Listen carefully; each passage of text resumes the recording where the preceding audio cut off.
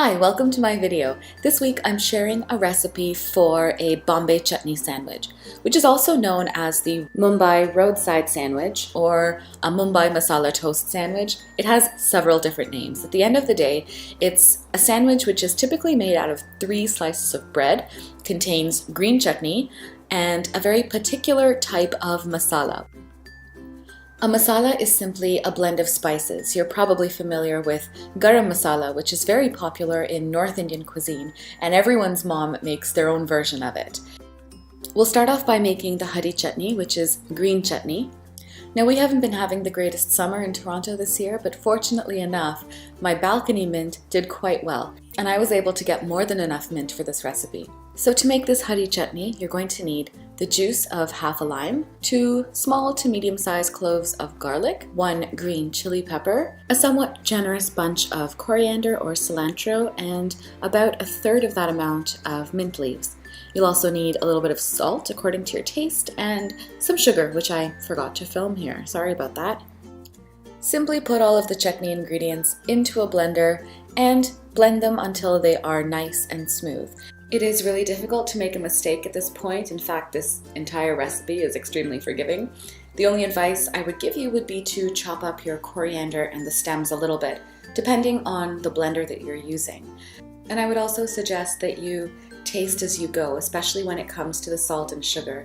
But as usual, the exact measurements will be up on the blog. And when you're done, simply pour it out into a bowl and refrigerate it for the time being. If you follow me on Instagram, you would have seen a photo of these whole spices that I posted about 2 weeks ago. They are whole cumin seeds, cinnamon, whole cloves, fennel seeds, and whole black peppercorns. Add these to a pan and roast them over medium heat until the cumin seeds darken in color or until the spices are fragrant.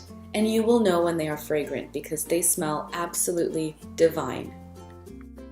Once the whole spices have roasted and are fragrant, put them into a spice blender or a coffee grinder, along with some black salt, which is actually pink in color and has a very sulfuric smell, and some amchur powder, which is dry mango powder. Then blitz everything together until it is a fine powder.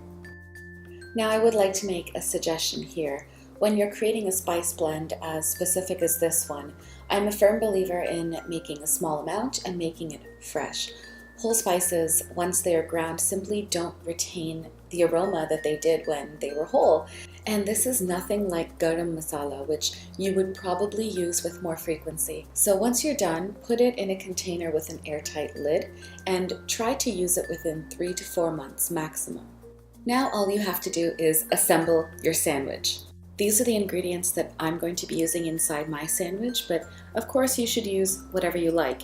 Some people do like to add cheese, and you will sometimes see that on the roadside, but it's not necessary.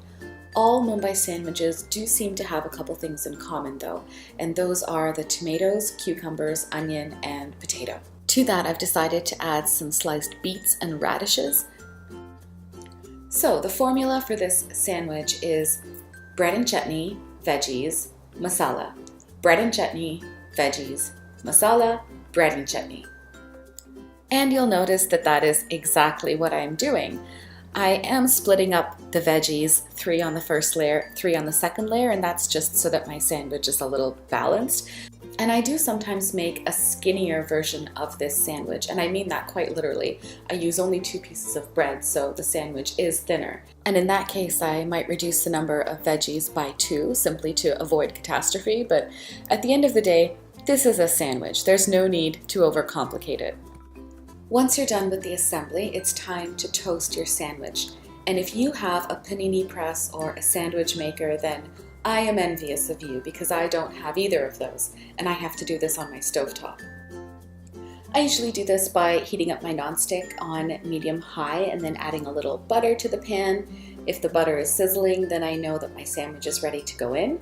Then I usually turn down the heat a little bit, and after about 2 to 3 minutes, I attempt to flip the sandwich, and it really is an attempt every single time. I try to be careful. Sometimes something falls out, I have to shove it back in, but I really just try to exercise a little patience. And once your sandwich has achieved your desired level of crispiness, it's time to dig in. I like to eat mine with a generous amount of ketchup, in spite of the fact that this sandwich is full of condiments already with the 3 layers of chutney and the masala. I like to dip my crust in ketchup every bite of the way. And that's it. If you like this video, please give it a thumbs up, drop me a comment, subscribe to my channel where I post videos weekly. And if you do make this or any of my other recipes, take a picture of it, post it on Instagram, and tag me in the photos. I would love to see your food creations. As usual, you can head over to my blog for the exact measurements for this recipe, as well as for the free Eating to Live meal planning package, which you can download, and it'll help you be a little more organized in your food preparation.